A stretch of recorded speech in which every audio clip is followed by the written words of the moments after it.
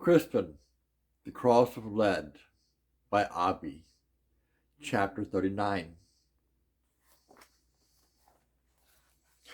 Gulping for breath, I halted and spun about, only to find that another man had come up behind me. I flung myself against the wall even as I struggled to get Bear's dagger out of my pocket. With the two men keeping to either side of me, I was unable to confront them both, but one, I saw, had a large stick in his hand. The other had a knife. "Keep away!" I screamed, finally managing to pull Bear's dagger free from its sheath. Though my heart was pounding and my legs were shaking, I held it before me as Bear had taught me. The dagger caused my attackers to hesitate. In that moment, I made a clumsy lunge at the man with the stick. Not only did he nimbly leap out of my way, he brought his stick down hard on my wrist. The pain and shock were so great, I dropped the dagger. The next moment, arms locked around me from behind. I kicked and butted my head back. There was a sharp grunt, and the man's arms went slack, just enough to allow me to break his grasp. Head down, I charged straight at the man with the stick, catching him in the chest. He fell back. It was enough. With a burst, I ran past him down the alley. Then I plunged along a different narrow way, taking one turn after another, not daring even to glance back to see if I were being followed. I don't know how long I ran before I stopped and looked back. Seeing no one, I allowed myself a moment's rest. Heart thudding to the point of pain, my wrist still smarting where it had been struck, I tried to grasp what had happened. Why Stratford's steward was in Great Wexley was something I could make no sense of, but what was clear was that, far from escaping the pursuers who wished me dead, I'd come to a place where they could trap me. In my frantic state, I was quite sure that not even Bear could protect me. What's more, I had disobeyed him. It was not a thing I was sure he would forgive, and hadn't he told me to run away if attacked? I made up my mind to leave the town. I would get beyond the walls and flee. Exactly where I'd go didn't matter, as long as I escaped. While it was easy to make the decision, I quickly realized I had no idea where I was or where to go in order to leave. With my distress growing every moment, I looked around, trying to get some sense of my whereabouts. When I had first arrived in Great Wexley, I had been overwhelmed by the multitude of different things I saw. Now, in a complete turnaround, my panic made everything seem the same. What's more, I couldn't help but feel that lurking behind each corner, each bend of each alley, would be more of my enemies. Still, I also knew I couldn't remain where I was.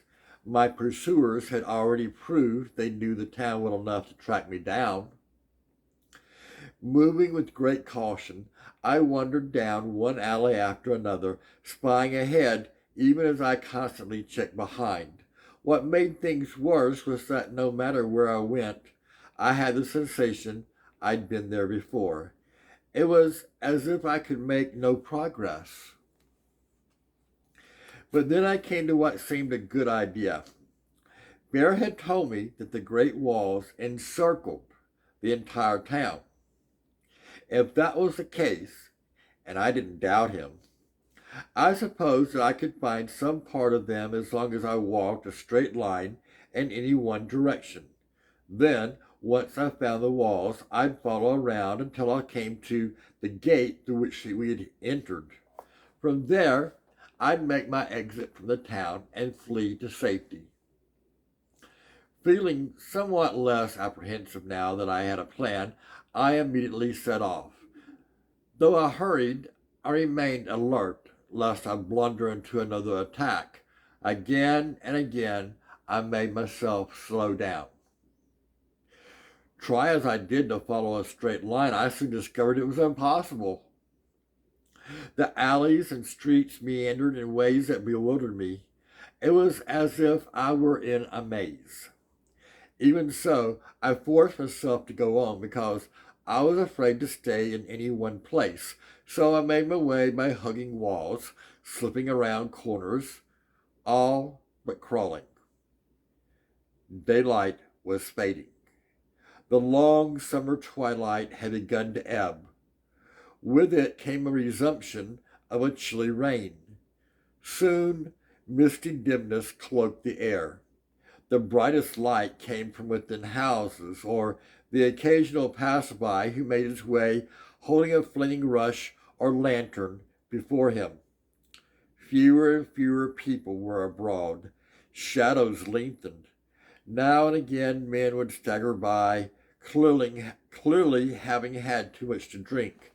The only other noise, and it came from shuttered houses, was an occasional burst of laughter, an angry shout, or a child called. At last I made out the town walls. They rose high over my head and seemed to melt into the murky sky. Nor were they smooth walls, as I had imagined, but had houses built close against them. Even so, as far as I was concerned, I was making progress. Now, according to my plan, I needed only to follow the wall around. If I did, surely I would come upon the gate through which Bear and I had entered the town. Once again, my plan was faulty. The wall had not been built in a simple circle, but was in fact serpentine. Still, I continued on until I stumbled upon a wide street paved with stone. When I recognized it as the one on which Bear and I entered the town, I started to run along it. Then, two things happened almost simultaneously. The town's church bells began to ring, and I saw what happened to be a gate in the wall. Some 9 or 10 soldiers were milling about it. A few carried flares. Though I wasn't sure if it was the same gate by which Bear and I had entered, I told myself it didn't matter. It was a way out of the town. I ran toward it. Even as I did, the great doors, hauled by soldiers, swung in and shut. Not believing what I was seeing, I stopped, aghast, and watched as the soldiers dropped huge beams across the doors to brace them shut. Then they added chains and even locks to keep the doors securely closed. Having shut the gates, most of the soldiers began to stroll away, leaving only 2 behind. I drew close enough for them to notice me. "Do you want to leave?" one of them called. "Yes, sir," I said. "Too late. They're closed. They'll be open in the morning at prime. Now get yourself away. The curfew has begun. You should be behind doors." I remained standing where I was, unsure what to do. "Be off with you," a soldier shouted. I turned and began to wander away. It had become night. The rain intensified. The streets, now swamps of muck and mud, were all but deserted, save for a few laggards. Even they moved hurriedly, no doubt wanting to get behind doors lest they be taken up and charged. Animals began to emerge, mostly pigs and dogs, but rats too. They were splashing about in search of things to eat. As night thickened, people put up their house shutters. The town grew even darker than before. Hearing the sound of marching, I turned quickly.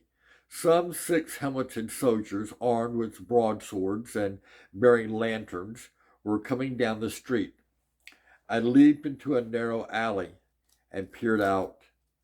As they went by, one of the soldiers shouted out, "The hour of compline is at hand. The curfew is in force. No one may be in the streets." As they passed, I shrank back, listening as the tramp and shouts grew fainter. It was night now. The town seemed asleep. The sky was black. The rain still fell. I wandered on, wet and miserable, looking for a place to conceal myself, hoping I might stumble upon the green man. The only sound I heard was the squish of my feet on the mud or stones. I hardly dared to breathe. Then I heard the sound of running feet. I pressed myself against the wall and peeked out around a corner. A group of men, torches held aloft, hurried past.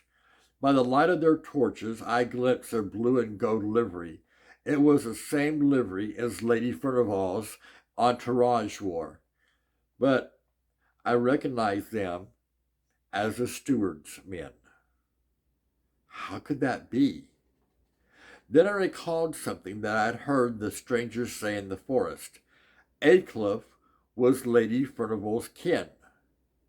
I wanted to think things through, but feared to take the time. Instead, I backed away and scurried down the narrowest of alleys, the wall so close I could have touched either side by stretching out both arms. I was halfway down it when I saw the hulking form of someone lurching toward me, hooded lantern in hand. I stopped, turned, and began to run in the opposite direction, only to hear the thunderous, "Crispin, stop!" End of chapter 39 of Crispin, The Cross of Lead by Abby.